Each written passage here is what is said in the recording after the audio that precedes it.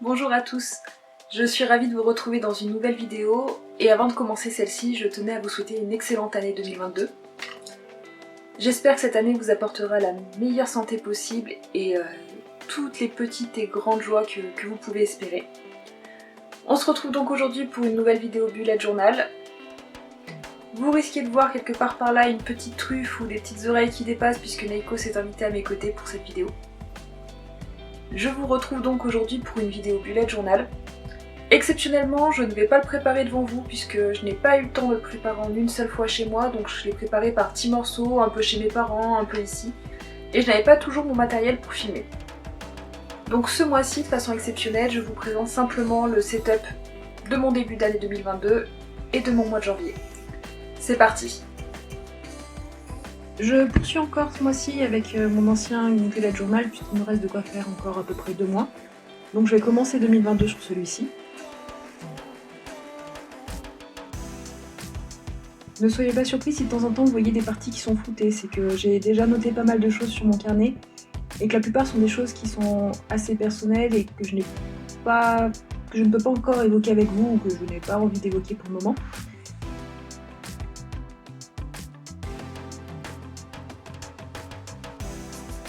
On commence donc avec la première page de 2022. J'ai décidé de faire une couronne d'empreintes d'animaux puisque cette année je me lance le défi de représenter des animaux tout au long de l'année. Donc j'aimerais chaque mois représenter un nouvel animal. C'est un défi que je me lance au niveau personnel pour sortir un peu de ma zone de confort et aussi pour peut-être progresser en dessin. On passe à la page suivante qui est celle des objectifs du mois. J'ai repris l'ensemble de couleurs que j'avais utilisé en avril, je crois, avec les cartes Koi, donc cet ensemble qui est blanc, noir et craft. J'aimais beaucoup l'ensemble, donc j'ai essayé de recommencer ainsi. Donc sur ma page de gauche, ce sont mes objectifs personnels que j'ai mis ici, voilà, que vous ne pouvez pas lire ici. Et mes objectifs de blog et de réseaux sociaux, notamment Instagram ou YouTube. Je ne me suis pour le moment pas lancé beaucoup de défis puisque si vous me lisez sur Instagram ou sur le blog, je vous ai dit que cette année je ne me lançais pas de gros objectifs. Je ne me mettais pas de pression, la seule résolution que j'avais, voilà, c'était de ne pas me mettre de pression sur les réseaux sociaux, sur le blog, sur YouTube, puisque j'ai fini l'année très fatiguée et que je ne tiens pas à recommencer ça en 2022, donc voilà, je laisse un peu plus couler. Sur la page de droite, je suis venue tracer des tableaux qui vont me permettre de répertorier mes différents thèmes de 2022. Donc je pense que dans ce carnet, je vais juste représenter janvier et février, qui correspondront aux 2 mois que je vais encore faire là-dessus. Et je reporterai cette collection dans mon prochain carnet. Et en dessous, j'ai listé un certain nombre d'idées en vrac sur les animaux que j'aimerais dessiner. Alors j'ai plus d'animaux que de moi dans l'année, mais je viendrai piocher dans cette liste-là les animaux que je pourrais dessiner au fur et à mesure. Sur la double page suivante, à gauche, je suis venue faire un point culture avec les différents livres que j'aurais lus dans l'année, puisque j'aimerais essayer de lire un livre par mois, donc j'ai représenté un cadre avec 12 items pour écrire chaque titre.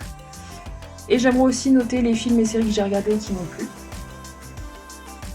Et sur la page de droite, je me laisse de quoi venir noter les différentes randos qu'on a pu faire au cours de l'année. Et il est déjà temps de passer au mois de janvier, avec comme thème les ours polaires. Donc pour cette couverture, j'ai utilisé l'aquarelle et je suis venue faire mes différents dessins avec un feutre de masquage. Donc j'ai représenté les dessins, je suis venue mettre de l'aquarelle et j'ai ensuite retiré le masquage. Le problème étant que quand je l'ai retiré, ça m'a arraché un petit peu les papiers, on peut peut-être l'apercevoir ici, je ne sais pas si ça se voit bien à la vidéo. Et donc quand ça se produisait, je suis venue repasser un peu avec mon Posca blanc pour corriger un peu les petits défauts. La page suivante, c'est toujours mon calendrier mensuel à gauche. D'ailleurs, je viens de voir que J'ai des choses qui ont bavé en face, donc du fait qu'il y avait été mis ici, qui a bavé sur la page en face. Donc sur ce tableau de gauche, je viens noter tous mes rendez-vous, les anniversaires, etc.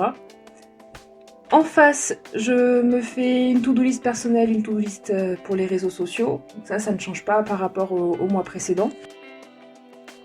J'ai aussi fait un tableau de tracker avec mon activité physique que j'ai fortement réduite puisque j'en fais beaucoup moins que ce que j'avais prévu l'an dernier. Et l'entretien de mes plantes également. Et puis sur chaque double page, je suis mis dessiner différents ours polaires. Pour les dessiner, je me suis basée sur des photos que j'ai trouvées sur Google et aussi quelques-unes que j'ai trouvées sur Pinterest, et je vous mets en barre d'informations en dessous le tableau de mes épingles Pinterest d'inspiration, en fait, les épingles que j'ai utilisées pour m'inspirer pour dessiner ces différents ours polaires quand je les ai trouvés sur Pinterest. Derrière, c'est mon calendrier éditorial. Donc, en décembre, je l'avais réalisé sur une double page en voulant mettre plus de contenu au niveau story, feed, etc. sur mes différents comptes Instagram. Et voilà. Donc, j'avais essayé de faire quelque chose de plus gros. Et en fait, comme j'ai un peu décroché en décembre, je n'ai pas utilisé cette double page, ou presque pas. Du coup, j'ai décidé de revenir au modèle que j'utilisais précédemment, c'est-à-dire tout sur une même page. J'ai juste modifié ma double colonne sur mon compte Instagram @bujoanlife, puisque j'aimerais de temps en temps glisser un réel, donc je viendrai noter si j'arrive à le faire, quand je voudrais poster un réel et lequel réel j'aimerais le faire. Et donc en face, c'est ma page de notes qui revient en face du calendrier éditorial. Une page simple me suffit finalement amplement. Le mois dernier, j'avais fait une double page. Là, une seule page me suffit, et j'ai même fait un gros dessin sur le bas avec un ours polaire qui est en train de pêcher. On peut imaginer qu'il est en train de pêcher. Et je suppose que cet espace-là bleu sera amplement suffisant pour les notes que je voudrais mettre. Derrière, c'est ma double page de budget qui ne change pas par rapport au mois précédent. J'utilise toujours ce tableau, alors il y a des mois où je ne le remplis pas vraiment, d'autres un peu plus, mais pour le moment c'est ce qui me convient le mieux. Et enfin, dernière collection du mois, c'est celle des jolis moments de janvier. Si vous me suivez depuis un petit moment, vous avez peut-être remarqué qu'il y a une collection qui manque, c'est celle des idées repas du mois. Jusqu'à maintenant, je faisais une double page où je mettais à droite les fruits et légumes du mois, et à gauche mes idées repas avec une bande de dessin généralement sur la gauche. Il s'avère que c'est quelque chose de répétitif, puisque si je le fais tous les mois de tous les ans, je me retrouve généralement avec les mêmes listes. Donc ce que j'ai décidé de faire cette année, c'est ou de tout rassembler dans un carnet spécifique pour mes idées repas, ou de me faire des tableaux Pinterest mois par mois avec les recettes. C'est comme ça, j'ai plus qu'à piocher directement dans mon tableau Pinterest les recettes que je souhaite faire. Et l'avantage, c'est que au moins je tombe directement sur la recette que je veux. Je ne sais pas encore laquelle de ces deux solutions je vais utiliser, mais voilà, j'ai décidé de ne plus l'utiliser dans mon bullet journal, puisque ça me prenait des doubles pages finalement pour pas grand chose, étant donné que je notais à chaque fois la même chose que l'année précédente. Du coup, pour cette page de jolis moments de janvier, j'ai modifié un peu la présentation, puisque d'habitude j'ai tendance à mettre un dessin au centre et puis à noter tous mes jolis moments autour. Et là j'ai eu envie en fait de dessiner deux oursons, un en train de se rouler puis l'autre tranquillement assis, de part et d'autre de la double page, et puis j'aurai tout l'espace restant pour noter mes jolis moments du mois. Et enfin, on passe à mes différents weekly. Donc comme depuis quelques mois, je fais un dessin commun à tous mes weekly et j'utilise le système de Dutch Door. Comme vous voyez, j'ai découpé sur une partie des pages le haut de la feuille, et en fait on a sur chaque volet les différentes semaines et une illustration commune, ce qui permet de gagner beaucoup de temps dans la préparation. Et puis j'aime bien ce principe. En fait, j'ai utilisé par hasard il y a 2 mois je crois, en me basant sur une vidéo de Pauline de Pocho Doodle. Et en fait, j'aime beaucoup le concept, donc pour le moment je le conserve. Sur l'organisation de la semaine en elle-même, on a une to-do list à gauche. Donc là on voit que mon tableau n'est pas trop rempli, puisqu'en fait j'avais fini de préparer mon bullet journal le samedi ou dimanche. Donc finalement j'ai noté des choses que pour le dimanche. Ma to-do list du coup est vide aussi. Et puis donc j'ai les différents jours de la semaine avec les lundis, mardis, jeudi, vendredi dans des petites cases, puisque c'est des journées où je fais généralement 7h30, 18h. Donc j'ai pas le temps de faire beaucoup de choses en plus de mon travail.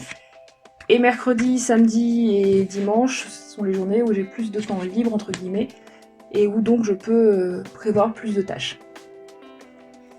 Et je garde une petite case en bas à droite pour noter ce que je veux mettre sur les réseaux sociaux, notamment sur le blog, YouTube. Voilà. Je note pas ce que je veux mettre sur Instagram ici, parce que généralement il y a trop de choses. Mais blog et YouTube, ça se retrouve sur cette case-là. Et donc, j'ai fait la même chose pour mes différentes semaines. Jusqu'au 30 janvier, le 31 fera partie du mois de février. J'ai oublié de vous préciser que sur la première page, j'ai découpé une bande à droite qui laisse apparaître les onglets de chaque collection, ce qui me permet en fait de plus facilement m'y retrouver. C'est aussi quelque chose que j'ai vu sur le blog de Pauline, enfin sur une vidéo de Pauline. Et c'est nettement plus clair ainsi, on retrouve facilement la collection que l'on veut.